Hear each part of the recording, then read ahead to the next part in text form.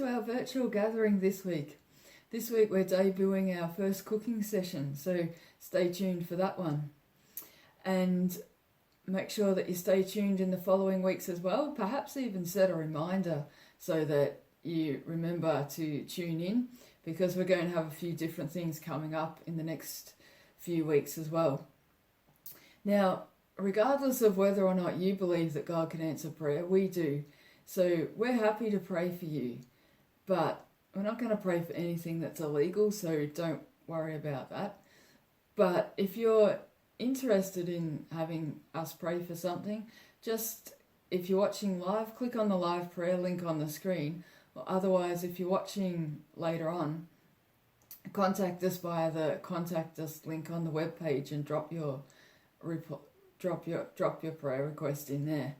And if you're watching live, say g'day in the chat session, and we'll catch you then. Bye.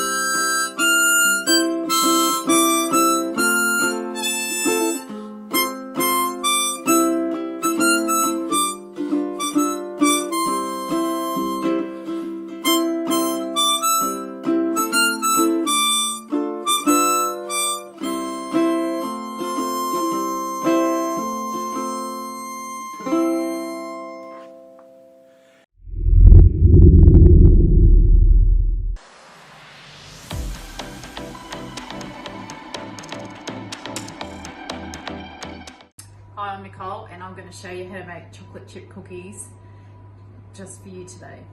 So I've got all the ingredients all ready to go. So 125 grams of softened butter, and into that I put a half a cup of brown sugar and also a third of a cup of caster sugar, and everything's done with a wooden spoon. So this is going to take a while, but what you're basically doing is just creaming the butter, which means just mixing it with the sugar and the two sugars together with the butter. So I might just put this on hold while I cream it. So I've just finished up creaming the sugar, the butters together, and so the next element is an egg. So just using the dish from where the butter was in, we're just going to break that egg into it, and then I'm just going to give it a light beat with a fork. That way it's already starting to combine the egg. Now the choice is vanilla essence, or I've got vanilla bean paste. So today I'm actually going to just put some vanilla bean paste in, just for a different flavour. So what we're going to do is just cream that, just like this. And as you can see, everything's done with a wooden spoon, so you can involve all the kids if you want to as well. And the next ingredient, as said, is the egg.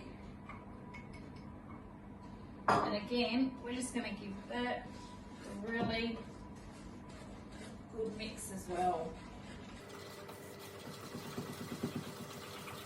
Now at this point in time, you need to make sure that all those ingredients are well combined. Now, you can probably hear the oven going as well. So you need to preheat that oven to 200 And now I'm going to add the 1.5 cups of flour. Now it'll appear quite doughy, and that's what we're actually after. So you have a choice. There's 200 grams of chocolate chip, and this is a preference. You can use white, dark milk. You can even use little Smarties as well. It's totally up to you. Today I'm just going to put in, which is our favourite, is the milk chocolate one.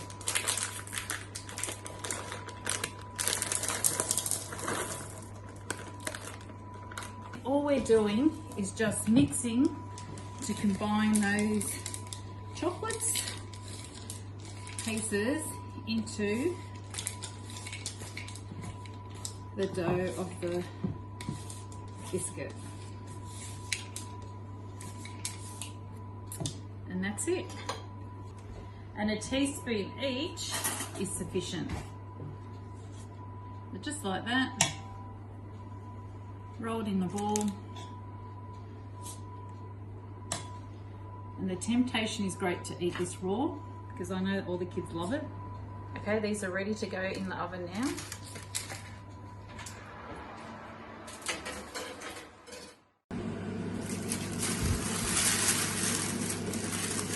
And I don't think they're going to last long either. Enjoy!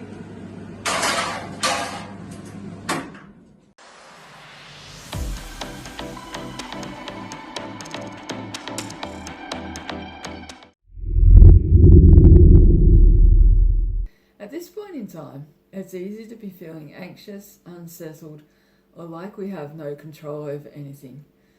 Watching the news can be a depressing affair and can hang over us like a grey cloud if we allow it to. We don't have a lot of personal freedoms, and it's not a nice feeling to know that you don't have the freedom or control over your life like you'd want to. We can't control or change the health and well-being of our loved ones or friends, and at the moment everything seems a little bit topsy-turvy and a little bit out of whack. We can't predict what's going to happen in the current situation that we're in.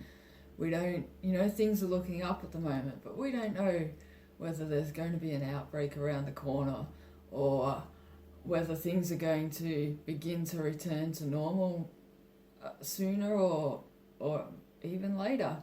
There's just a whole lot of things that are unknown and a whole lot of things that we just can't control. So it can be a little bit frustrating at times.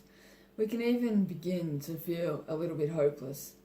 Often our hope is that tomorrow will be better than today, or at least not as bad.